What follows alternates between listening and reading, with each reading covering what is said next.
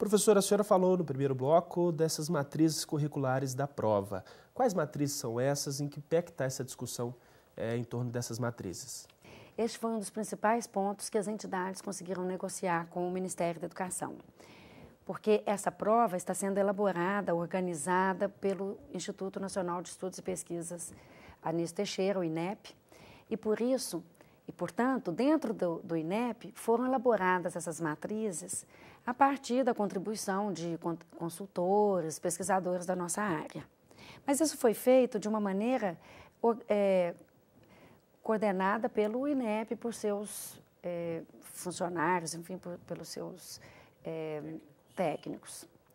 O que nós fizemos, as entidades, foi discutir essas matrizes, nós estudamos essas matrizes e acabamos considerando que essas matrizes estavam baseadas, fundamentadas numa noção que, do nosso ponto de vista, é bastante temerária, que é a noção de competências e habilidades, e nós, então, promovemos uma discussão no interior das nossas entidades. Você imagina, a ANPED, ela congrega cerca de 3.000 pesquisadores de pós-graduação em educação neste país, organizados em 23 grupos de trabalhos com mais diferentes temáticas e disciplinas. O que nós fizemos dentro dos nossos grupos de trabalho, nós discutimos essas matrizes. Então, a riqueza do material que foi produzido pela ANPED, pela ANFOP, pelas diferentes entidades, e mesmo a CNTE também submeteu à discussão das matrizes à sua categoria, nós realizamos um seminário em Brasília, em maio deste ano, onde 6 dessas entidades que eu falava antes, exceto a Undime e o CONSED, as demais se reuniram neste seminário, discutiram essas matrizes apresentadas pelo INEP, e aí nós formulamos um outro documento, novas matrizes. E acabou que ao final não ficou nenhum nem outro. Foi então realizada mais uma reunião do Comitê de Governança, em junho passado, em Brasília, no INEP, e dali saiu um documento que eu poderia dizer assim, que é uma concertação. Não é nem o nosso documento, nem o documento deles, mas houve uma abertura muito grande por parte da direção do INEP em acolher as nossas críticas. A matriz hoje curricular desta prova, que provavelmente deve ser aplicada no ano que vem, como é que a ANPED e as demais entidades estão avaliando? Claro que nós consideramos que ainda poderiam ser melhoradas, consideramos que há pontos que a gente poderia aperfeiçoar mais, mas em relação ao primeiro documento das matrizes, sem dúvida nenhuma, nós consideramos que houve um grande avanço. Nós concordamos com elas, nós continuamos a participar do Comitê de Governança, porque houve essa aceitação, essa compreensão de nossa parte. Certo. Professor, em que medida essa prova pode auxiliar a carreira docente? Há alguma possibilidade disso? Era sobre esse ponto mesmo que eu queria falar na sequência. Eu pessoalmente tenho defendido essa posição e a entidade que eu represento, a ANPED e outras entidades as quais nós temos essa parceria nessa discussão, nós consideramos que a gente só entrou nessa história, nós estamos participando deste processo porque nós acreditamos que esta política é uma política levada pelo governo federal que pode, sim, ser indutora de boas carreiras. Porque o grande problema que a gente tem nesse país é que nós temos mais de 5.560 carreiras, o que quer dizer mais de 5.560 formas de contratar, de remunerar, de organizar o trabalho, dos professores de educação básica neste país, dos docentes em geral, e que tem sido marcada pela precarização. Nós sabemos que os nossos professores ganham muito mal, a grande maioria hoje ganha entre 2 a 3 salários mínimos, e que a despeito da gente ter uma lei nacional de um piso, que estabelece um piso nacional salarial para os professores, e que essa lei traz nela a exigência da carreira, além das diretrizes nacionais de carreira que nós temos aprovadas pelo Conselho Nacional de Educação e homologadas pelo Ministério da Educação em 2009, nós sabemos que a maioria dos nossos municípios e estados não cumpre. Então, o que a gente espera?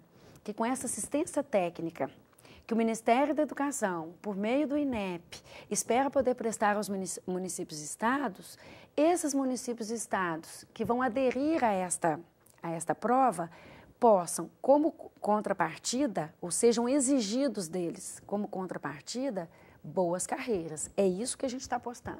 E o cumprimento, por exemplo, do piso salarial nacional? O cumprimento do piso, o cumprimento das diretrizes. Qual estado e município neste país tem dedicação exclusiva para professor? Nós sabemos que um grande problema da educação básica no Brasil é que o professor tem de ficar pulando de escola para escola, quando não de rede para rede.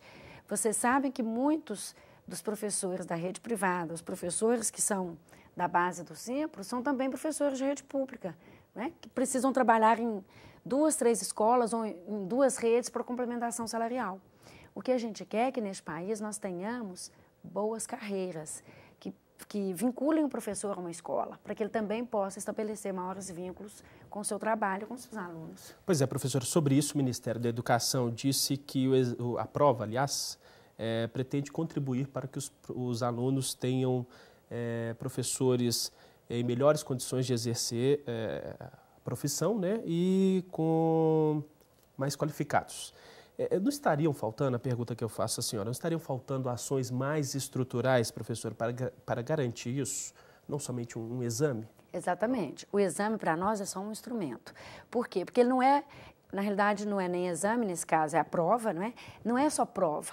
O concurso, a prova, é um mecanismo de um concurso que é o ingresso na carreira.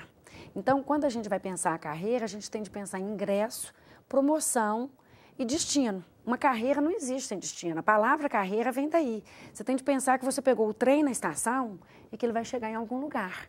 E chegar a algum lugar é quando a gente aposenta. O professor, ele tem de ter, dentro da carreira dele, estímulo para que ele continue se formando, estímulo para que ele continue trabalhando com vontade, com afinco, com dedicação. Mas como a prova pode garantir isso? A prova garante um bom ingresso, porque o ingresso é o início, é a partida, né? É o ponto de partida. Como? De fato, selecionando bons professores, professores qualificados, né? Professores em condições de exercer o magistério em boas condições. Contudo, nós sabemos que não adianta só um bom ingresso, porque a gente pode garantir o ingresso de bons professores, mas eles não permanecem. Hoje é uma discussão muito grande no Brasil sobre a atratividade docente. Eu penso que essa discussão está equivocada. O que nós precisamos discutir é a valorização docente, porque nós não precisamos atrair os melhores, nós já temos professores muito bons nas redes públicas de ensino. O que a gente precisa é valorizar esses professores, para que eles trabalhem com maior motivação, para que eles trabalhem em condições mais confortáveis. Ok, professora Dalila Andrade, eu agradeço a sua participação aqui no Extra Classe e a gentileza dos esclarecimentos. Eu que agradeço, estou sempre à disposição. Muito obrigada. Confira agora as notícias da agenda.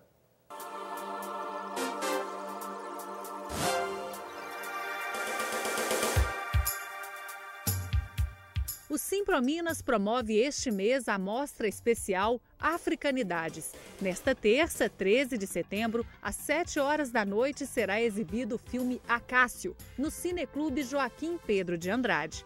Na quinta, dia 15, será a vez do Cineclube Uma Tela no Meu Bairro exibir o curta Babás. Confira a programação no site www.simprominas.org.br. Você fica agora com o Simpra em Movimento.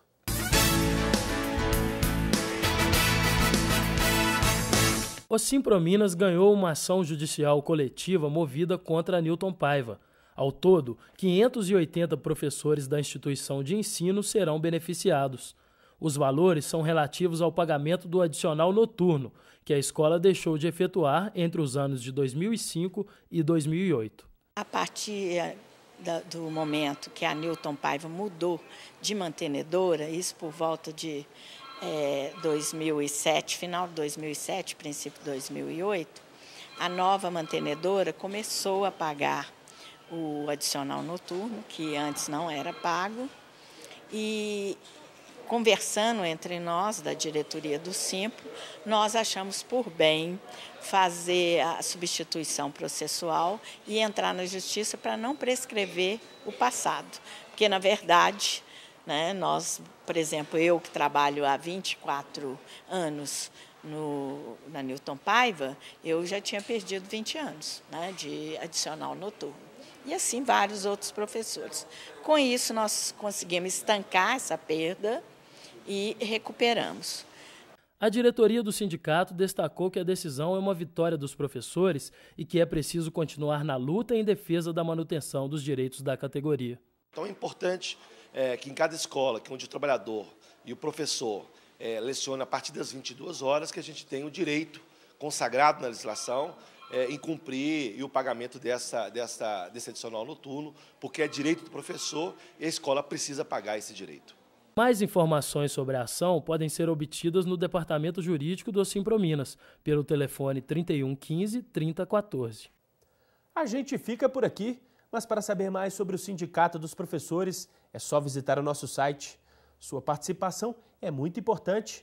Envie sugestões e críticas para o endereço extraclasse@simprominas.org.br.